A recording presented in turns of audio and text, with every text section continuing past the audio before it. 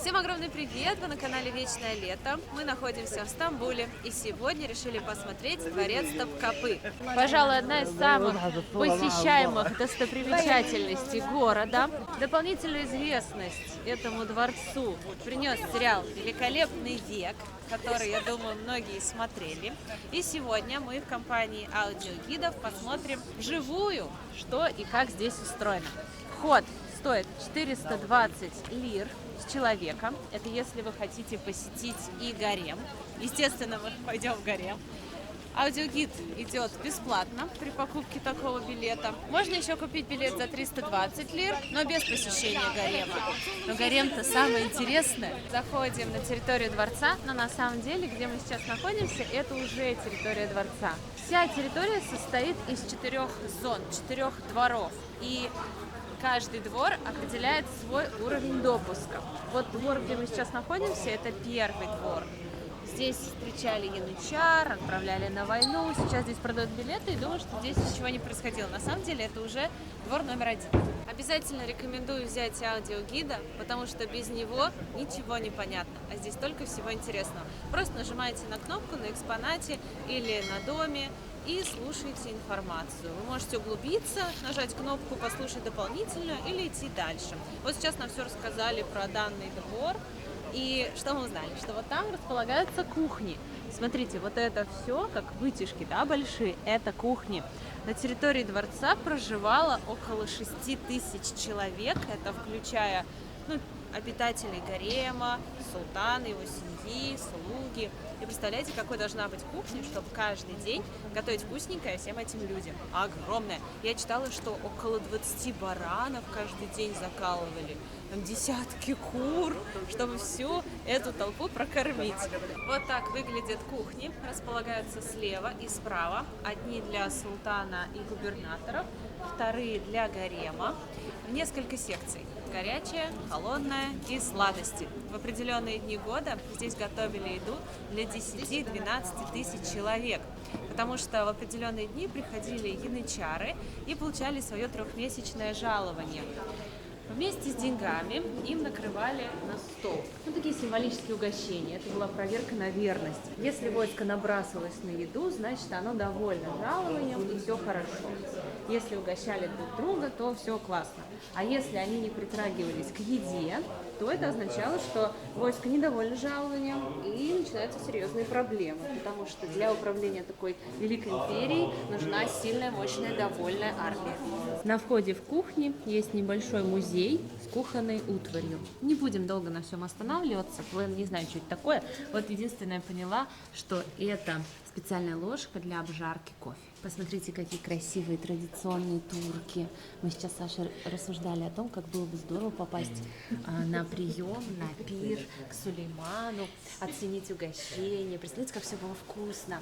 И наблюдая за этими приборами, кухонной утварью, можно представить, как шикарно было на столе, как было элегантно, как было колоритно.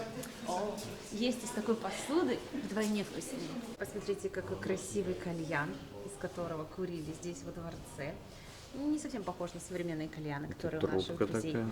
Да, вот такая. Представь, если бы друзья приходили к нам с такой трубкой на кальян. Было бы смешно. А еще здесь представлена посуда из чистого золота. Вы посмотрите, какая красота, какая роскошь. Гуляли по кухням, и я говорю, тут надо было какую-нибудь кафешку открыть, чтобы посидеть во дворце, попить кофе. Прошли 2 метра, кафешка. Вот кофейня. Сейчас что-нибудь закажем, тоже посидим. Сейчас будем наслаждаться кофе, как девушки из гарема. Кстати, про девушек из гарема. Попасть в гарем – это не наказание всей жизни. Многие девушки мечтали туда попасть. Многие семьи мечтали, чтобы их дочь жила в гареме. И не потому, что вы подумали о чем-то плохом. Нет. Больше половины девушек из гарема султан никогда даже в глаза не видел. В гареме им давали отличное образование, хорошо одевали, кормили, следили за их здоровьем, воспитывали. Они учились играть на музыкальных инструментах, танцевать. И впоследствии их могли очень удачно выдать замуж за какого-нибудь богатого, уважаемого человека. Это был такой социальный лифт. Поэтому жить в гареме в те времена было круто. Ну а если султан обратил на девушку свое внимание, то она повышается уже по социальной лестнице гарема, ей предоставляются лучшие наряды, лучший покой, а если она еще родила ему сына, то она тем более переезжает в крутую комнату с шикарным видом. Ну, все, конечно, мечтали быть султаном, родить ему наследников, но не всем так везло.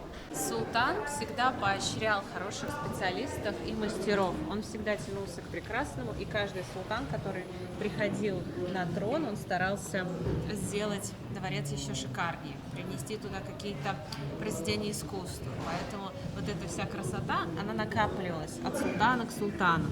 И это здорово, что все это сохранилось. В принципе, не так уж много времени прошло, да?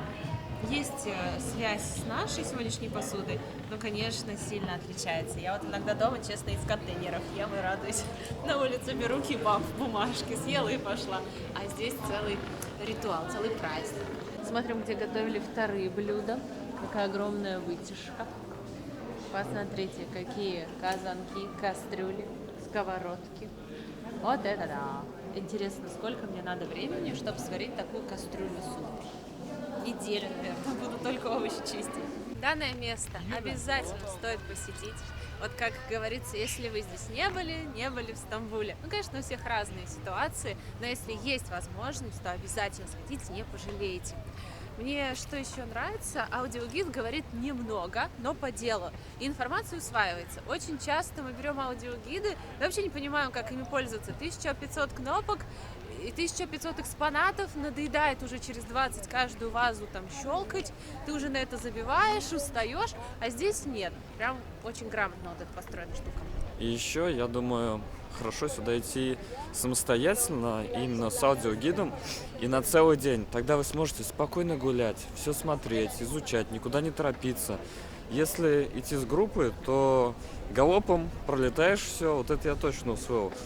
В такие места, вот особенно большие, лучше, наверное, самостоятельно идти, но это опять же, если брать индивидуального гида, тогда будет круто, а групповой, не знаю, там есть свои плюсы и минусы. Помнишь, мы с группой ходили в Колизей? Все растерялись, Ага. у меня уже приемник не принимает, я уже там слышу Да, жик, да. жик. А я хочу поснимать, пофоткать, рассказать. А нет, группа убежала, все, ты должен за всеми идти. Следующее здание – это место сбора османского правительства, состоит из 2 комнат. Здесь решения обсуждались, там решения записывались. Сам лично султан не присутствовал на этих заседаниях, но иногда слушал, что здесь делается, вот за этим решетчатым окошком. Купол символизирует Вселенную. Свисающий шар тоже символичен. Он говорит о том, что Османская империя повелевает всем миром. Цепь, на которой висит шар, символизирует мудрость. Мы переместились в оружейную комнату. Тоже стоит сюда зайти. Здесь представлены экспонаты практически со всех уголков земного шара. И османские, и иранские, и европейские. Различные копья. Как это называется? Булава. Булава. Здесь показаны кинжалы, красивые. Вообще все в золоте, рукоятки, в серебре. Смотришь на все это и понимаешь, какие раньше битвы были жестокие, да? Какие люди сильные. Потаскай вот это целый день. Я сумку таскаю, у меня уже плечо болит. Говорю, Саш, помни спинку в конце дня. Пойду вот это вот таскать еще на тебе сколько всего. Пока до войны дойдешь уже, упадешь. Смотрю я на все это добро и думаю, вот раньше вот какой-нибудь меч, да, или топор, был для кого-то желанным подарком, приобретением. Сейчас смотришь на все это и думаешь, господи, кому это все надо? Так и через 50 лет, там, через 500 лет будут приходить в музей нашего времени, и там будут айфоны лежать, и люди будущего будут смотреть на это и думать, господи, кому это надо было? Зачем они это вообще покупали, деньги тратили? Я даже представить не могу человека, который носил с собой такой меч. Стою рядом, чтобы вы оценили масштаб. Этот меч больше, чем я. И мне кажется, что такой же тяжелый. Потаскай меня целый день. Обалдеть, неужели это правда? Это под руку человека?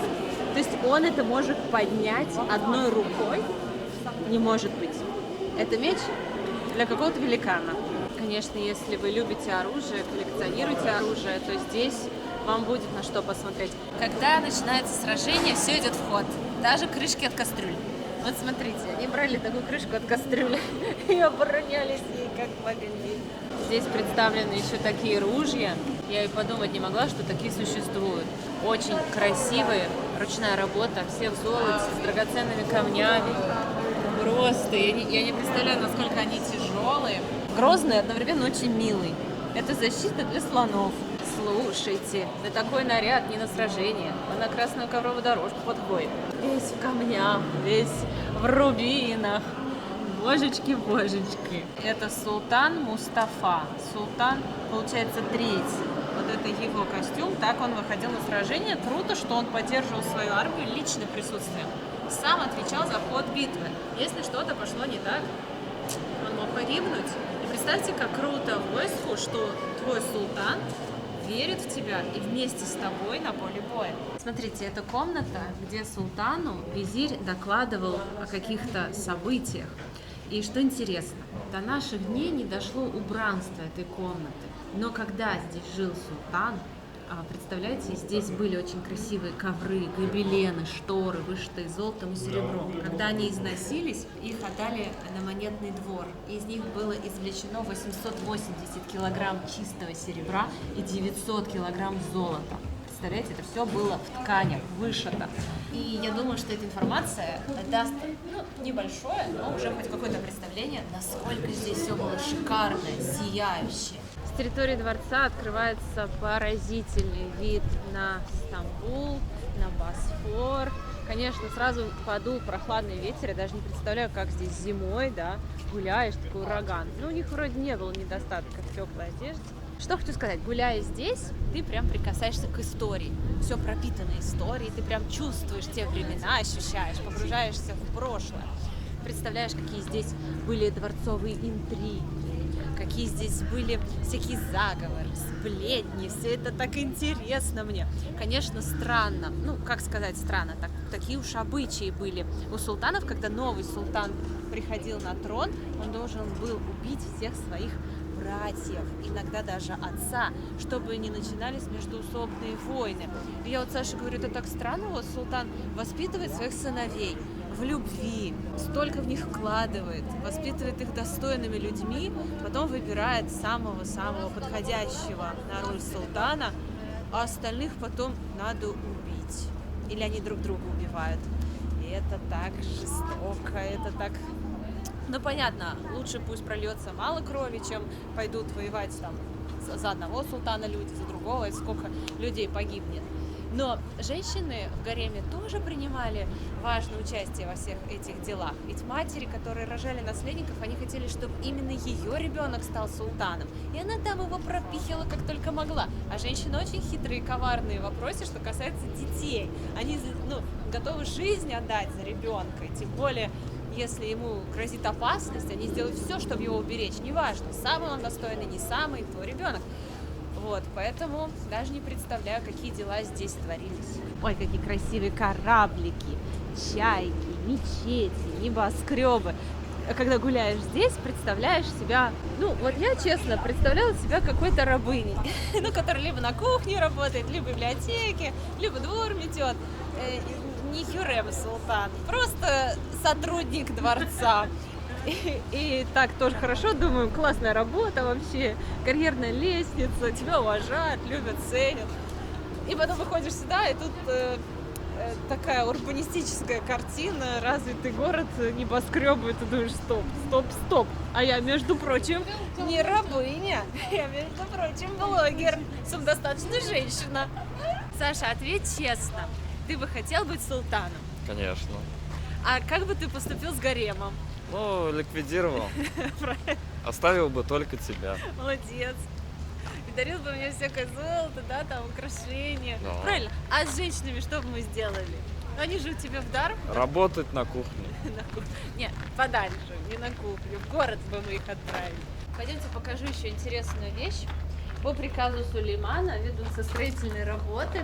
Открывается новый павильон Его Величества.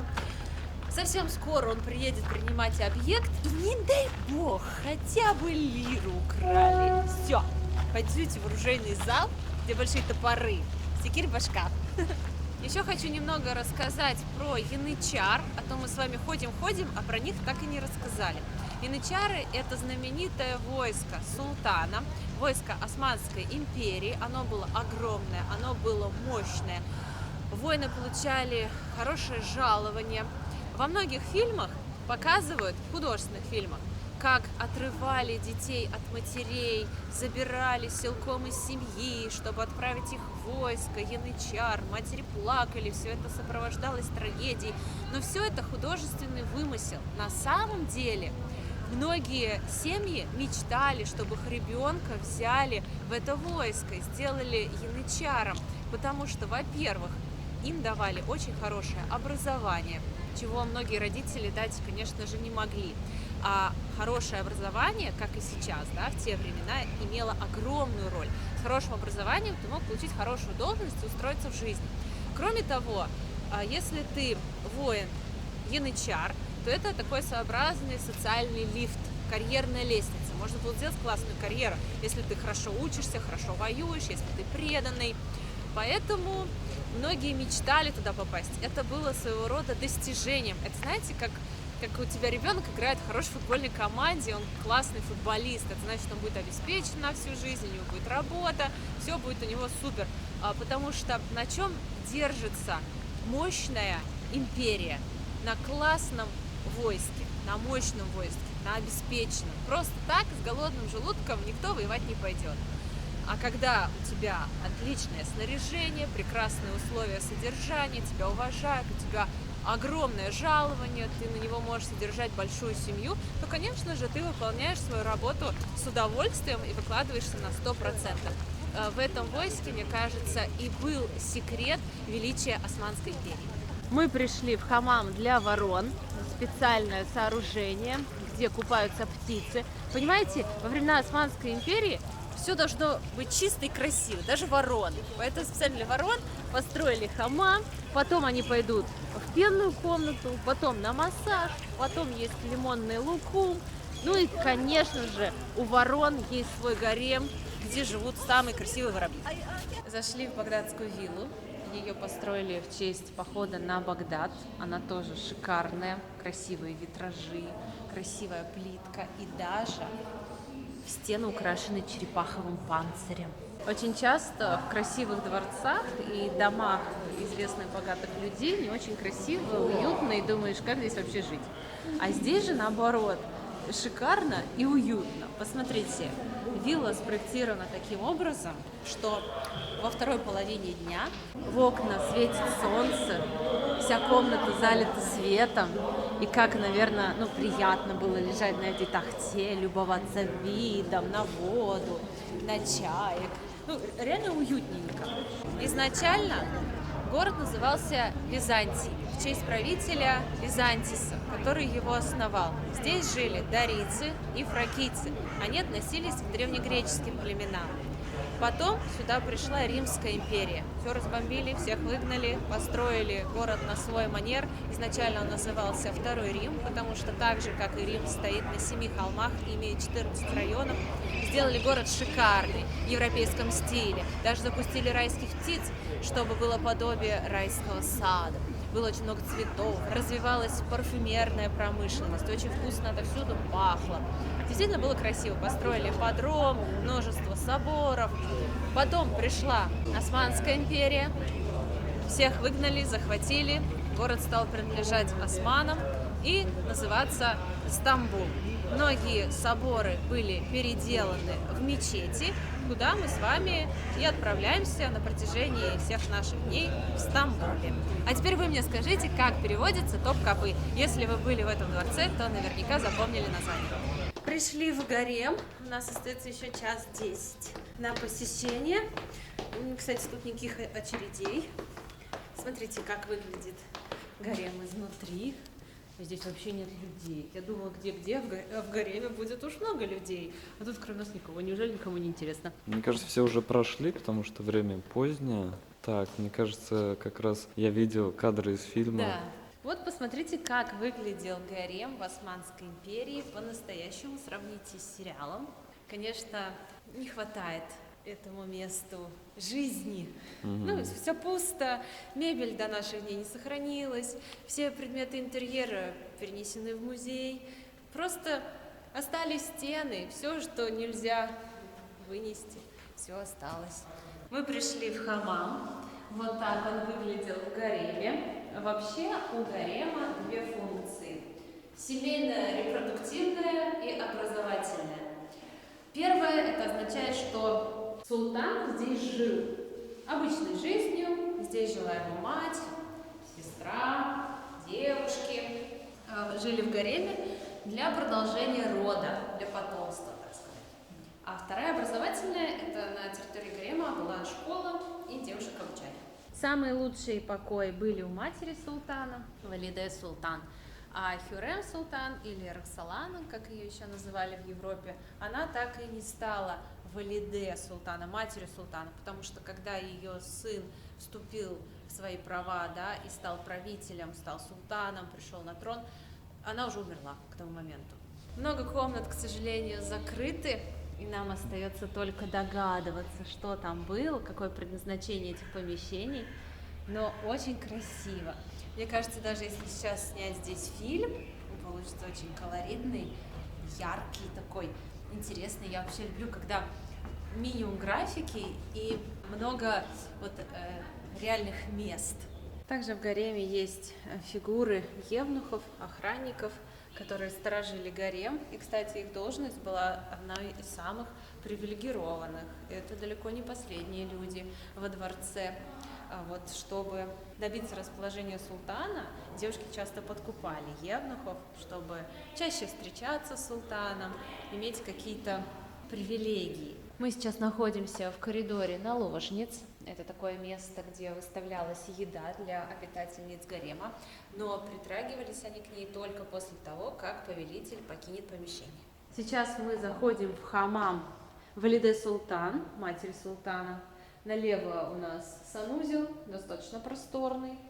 Здесь комната отдыха после принятия, ну так сказать, ванны, после банных процедур можно здесь попить чай, отдохнуть, поесть лимонный лукум. Что интересно, здесь резервуар для набора воды и что-то типа ванны.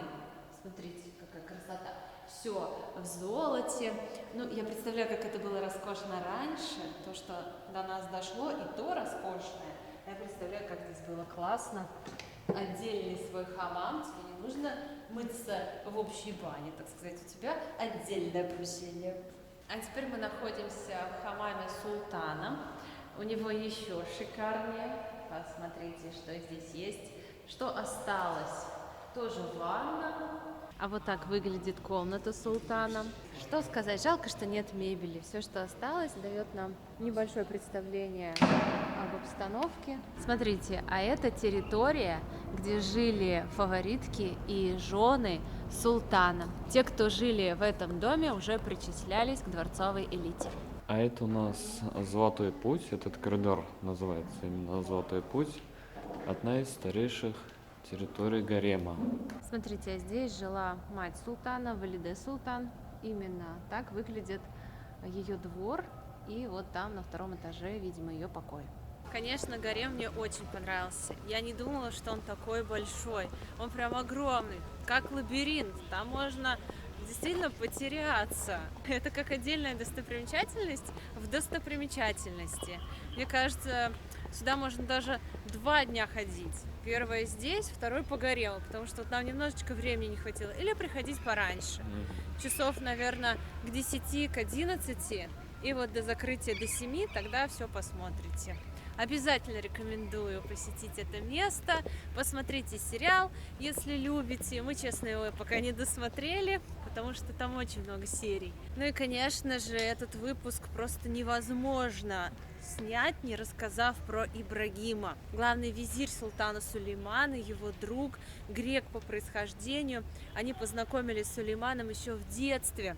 И его забрали во дворец, воспитали, он принял ислам, и когда Сулейман стал султаном после смерти своего отца, он взял Ибрагима Пашу своим визирем, сделал. Это главный советник султана.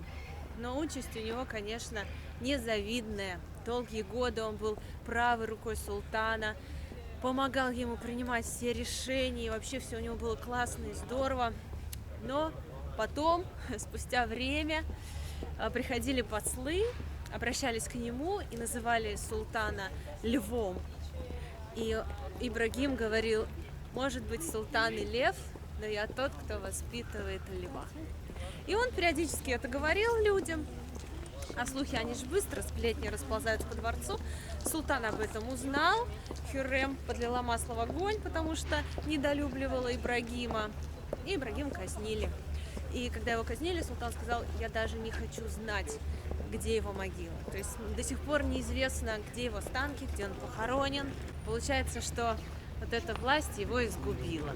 Но, тем не менее, не хочется заканчивать выпуск на такой грустной ноте. Это история, которую хорошо знать, чтобы при разговоре, когда заходят, ты имел представление. А еще лучше побывать здесь, и тоже будут общие темы разговора с теми, кто тоже был здесь, кому здесь понравилось. Вот, поэтому еще раз хочу вам сказать: путешествуйте, ходите по интересным местам, берите экскурсии, узнавайте, пополняйте свою копилочку, потому что знания никогда не бывают лишними.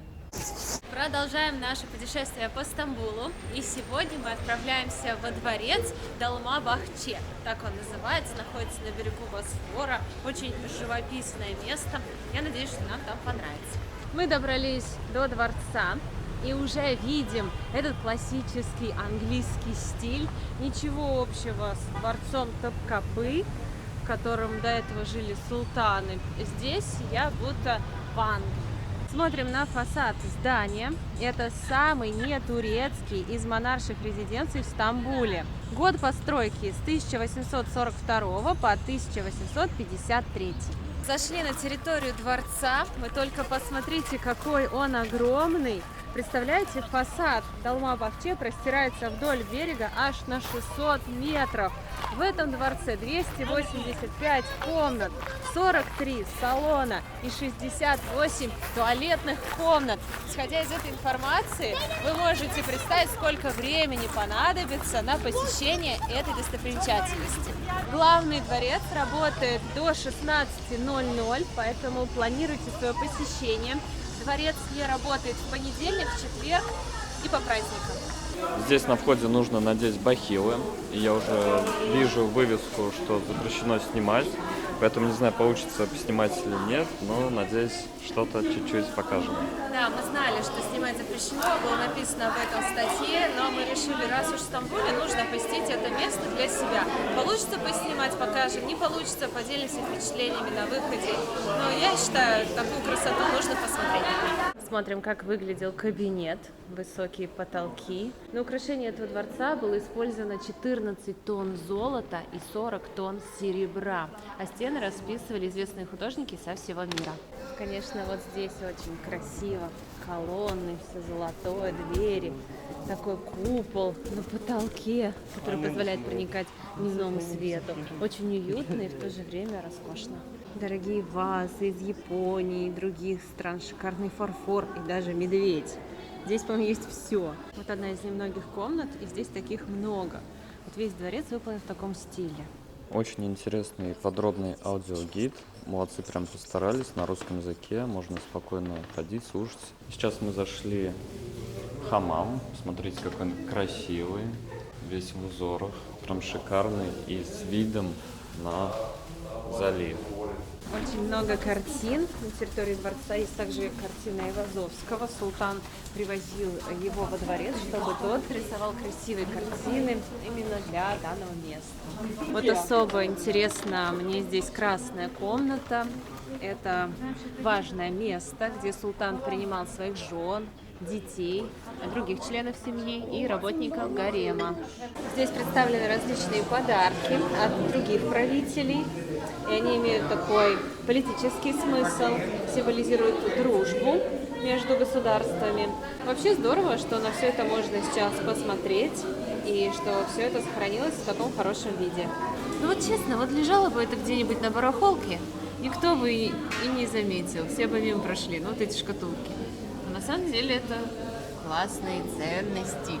Вы только посмотрите на этот зал, он просто невероятный. Сколько золота, какая люстра, как расписан потолок, как тяжело его расписывать. Представляете, как затекают руки на высоте, еще и он выпуклый. О, даже не представляю. И все в золоте.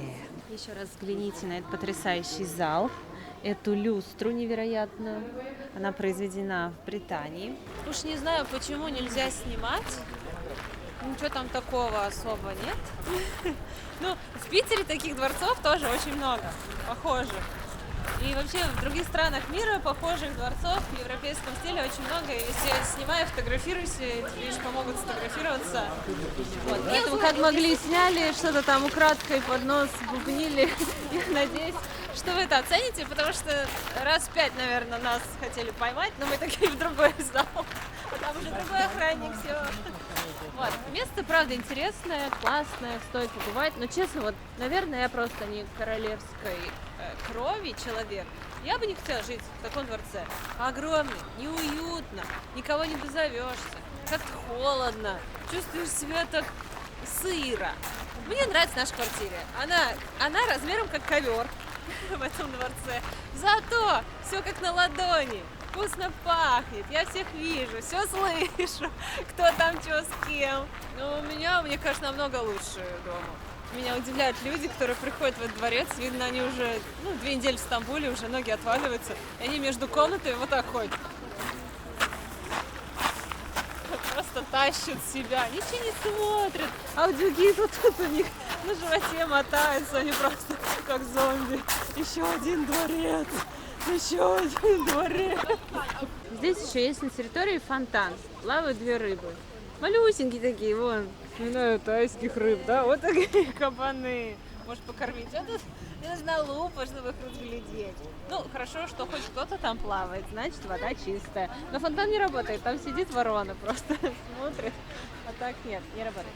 Мы пришли на территорию гарема. Как вы знаете, я очень люблю гаремы, дворцовые интриги. Мне вот вообще вот эти стулья, столы вообще не особо интересны. Мне интересно, что там, в личных покоях. Кто там от кого родил, кто там на ком женился, кто там коварство, интриги всякие делал. Вот, поэтому сейчас отправляемся в гарем.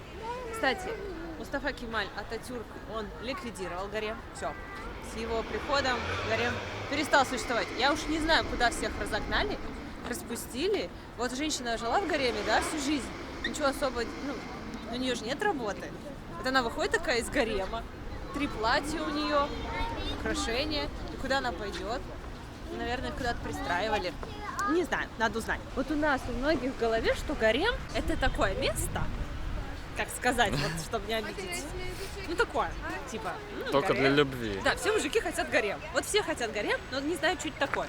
Вообще гарем — это твой дом, где ты живешь, где живут твои дети, мать, сестры, вся твоя семья. Султан живет в гареме, это его как бы личная территория. Там живет вся его семья, и он всех содержит. Как бы гарем все хотят, но содержать никто ничего не хочет. Вот. Хотите гарем, вот стройте вот такое, всех кормите, одевайте, обувайте, давайте образование, развлекайте, прекрасную жизнь обеспечивайте, пожалуйста, будет у вас гарем. А у нас как хотят, только часть гарема, да, одну составляющую, много женщин. Нет, так не пойдет, все дети будут у вас в гареме, вы должны всех правильно воспитать. А потом, кстати, когда кто-то из детей приходит к власти, он убивает всех своих братьев и сестер. Так что подумайте, нужен ли вам вообще гарем. Заходим на территорию. Тут, наверное, тоже нельзя снимать, но мы постараемся. Здесь комната ваз, огромные вазы, всякие разные. Какое-то оружие, стулья, ширма. Вот, может, просто я не историк. Когда уже 1500 залов таких проходишь, потом уже думаешь, очередная ваза, прикольно. В общем, ребят, практически никуда здесь зайти нельзя, все комнаты закрыты. Похоже на дачу Сталина. Это миллиард таких комнат, 1500. Мне кажется, эти комнаты в высоту больше, чем в ширину. То есть эти огромные стены, мне вот это не очень нравится. Ой, это дворец Токтапы похож. Красивый. Я бы вот не взяла. Мне некуда такую ставить. Пришли в очередной хамам. В гареме он находится, посмотрите. Похож на все предыдущие хамамы, по той же технологии выполнен. И у меня, кстати, вопрос. Вот старшая жена и младшая жена, их было много жен у султана, они все получали зарплату. И их жалование было примерно одинаковое. У меня вопрос. На что они тратили свою зарплату, если они никуда не ходили? Ни в рестик, ни по магазинам. Сидишь ты во дворце, тебя кормят, вот, казенная одежда, обувь, духи. На что деньги-то тратить? Еще один шикарный зал. Смотрите, какая красивая люстра. Здесь Ататюрк проводил банкеты и встречи. До поздней ночи они здесь сидели, общались, решали вопросы. А вот мы пришли в ту самую комнату, где скончался Мустафа Кемаль Ататюрк. Увидели комнату, где умер Мустафа Кемаль Ататюрк 10 ноября. И там, что интересно, в комнате стоят часы, которые подарил ему его друг. И на них время смерти 9:05. Вот их оставили именно... На том моменте, когда он умер. Да, стоят на моменте смерти. Вот это было интересно. Кровать накрыта красным полотном, вышитый знак, Турции, вот эта луна с серебряными нитями, подарок университета. Комната небольшая, пытались там немного снять, но нас поймали, потом за нами ходили, следили. Вот с одной стороны хочется показать, а с другой стороны все это так неловко, поэтому я всегда завидую людям, которые просто без камеры приезжают отдыхать, могут спокойно все смотреть, ничего не снимать, отдыхать от работы, от телефона, от интернета. Это вообще классно. Обязательно стоит посетить данный дворец. Мне понравился больше в Токтапым, и мы там дольше пробыли, но как-то больше всего посмотрели. Масштабный, да. вообще огромный просто. Но здесь все такое шикарное. Там тоже когда-то было шикарно. Просто сейчас нет убранства. Если есть время, посетите. Здесь много мест, где можно сделать красивые фотографии. Вот, например, на входе очень красивые эффектные ворота. Все делают кадры. Но лучше приходить сюда сфотографироваться, когда дворец закрыт. Никого нет, на фоне никого не будет, и можно классный кадр получить. Вообще, что касается всей этой роскоши. Конечно, здорово построить такой дворец, производить впечатление на соседей, на других глав государства, показывать им сам свое величие и мощь. Но вот я хожу по всем этим шикарным комнатам, мне вообще не хотелось бы так жить. Что касается всей этой роскоши, все хорошо, все здорово, но жизнь в таких роскошных апартаментах еще не гарантирует вам счастье. Поэтому самое главное – это наша семья, люди, которые нас любят. И не важно, какая мебель нас окружает, сколько денег. Это еще ничегошеньки не гарантирует.